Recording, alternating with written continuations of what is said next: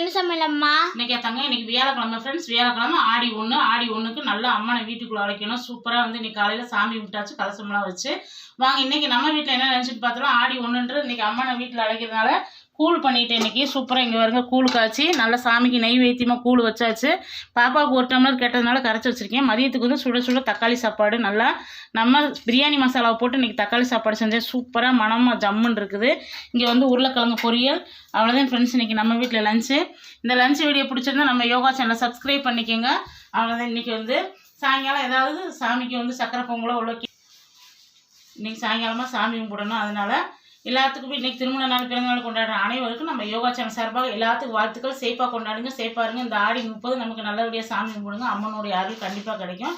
இன்றைக்கி வந்து நம்ம மசாலா எல்லாமே ரெடி ஆயிடுச்சு. கடையில் எல்லாமே சூப்பராக அடுக்கி நம்ம அடுத்த ஷாட்டில் வரும் பாருங்கள். உங்களுக்கு கடை வந்து முன்னாடி வந்து நாங்கள் ஏற்கனவே சேல்ஸ் இங்கேயும் பண்ணிட்டோம்.